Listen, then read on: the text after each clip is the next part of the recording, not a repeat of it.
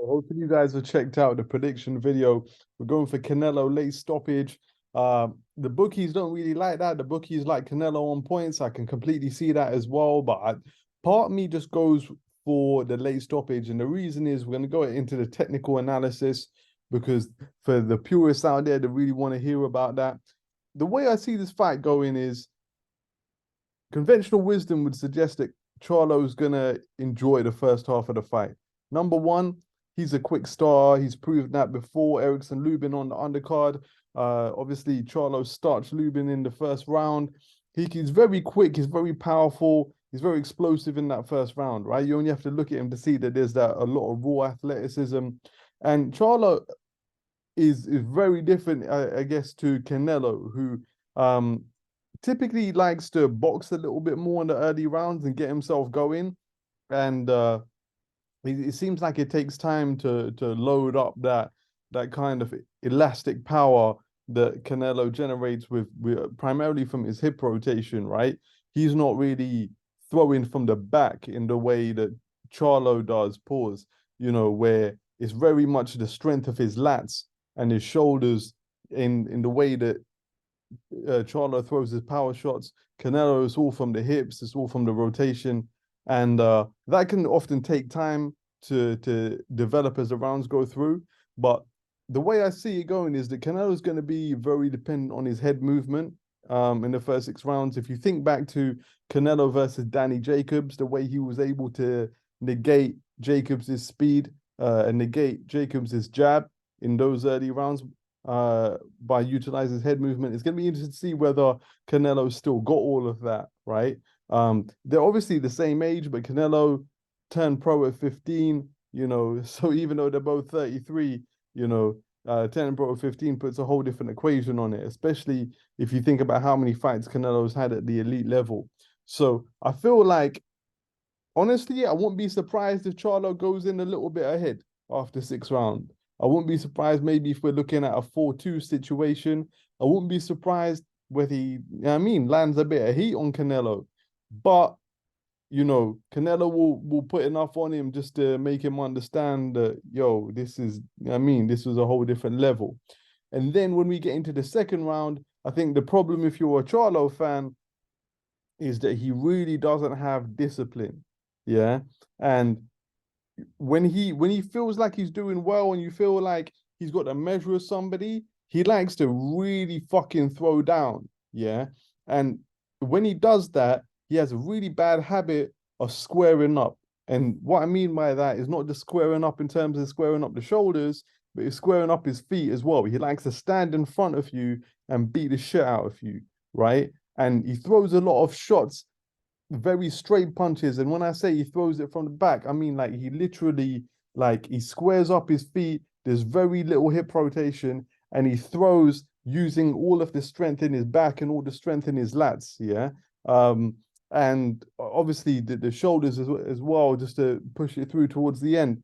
But when you're doing that, you can get away with it against the average or maybe even like, entry level world class kind of fighters, because in the moment they're either thinking about how do I slip the shot, how do I defend the shot, right, and wait for my opportunity to show, but they're not able to execute those same time moves that the elite fighters can do. So you saw that a lot again with Terence Crawford, right? His ability to not just slip a shot but land on you in the same movement, right? That's the kind of same time adjustment that Canelo can do, and he's probably the best in the game, right? When he's on song. So the thing that you're gonna start to see in the second half is as Charlo starts to get a bit overconfident, and he starts to psychologically lose confidence in his gas tank, right? Because listen, he's come in.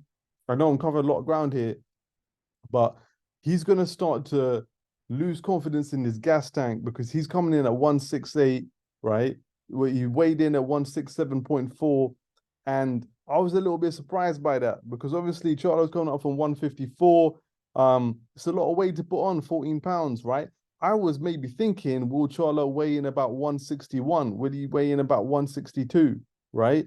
Like, will he kind of just keep himself in check a little bit just so he's still kind of got that lightness on his feet and it's not too much of a new experience coming into ring with all that weight.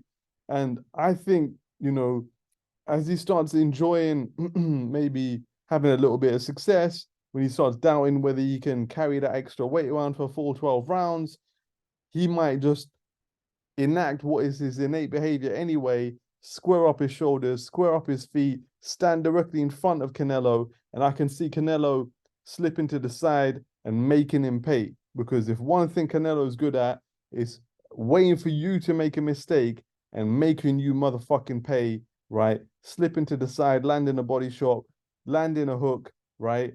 Landing an uppercut. He can absolutely do that.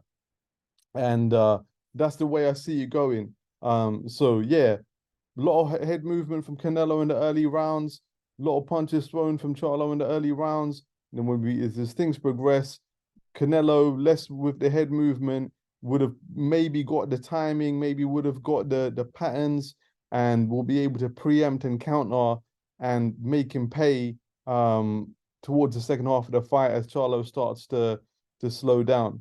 The other thing I think that psychologically a lot of people have noted is that it's been very friendly. It's been very friendly in fight week, and I think that that's Charlo losing his bottle, man. I think Charlo's realized, yo, I've never really ate at this table before. I've had some big fights, but I haven't really been at this elite level before, man. And he's been super friendly. And part of me thinks maybe he just like doesn't want to talk too much and then get embarrassed. And that kind of suggests to me that when the going gets tough, you know, I don't know. I don't feel like Charlo's really come here ready to let Canelo know he doesn't respect him, let him know he's here to beat him up. I think he's here to do the best that he can, but he's kind of psychologically hedged his bets by not getting disrespectful and being a little bit friendly. And so yeah, if you're a Charlo fan, if you're agitating for an uppercut, I feel like what you've seen in terms of the psychological warfare is probably not what you wanted to see. So yeah, man. Hopefully that's some useful technical analysis. Probably all wrong. We'll do something tomorrow after the fight. Peace.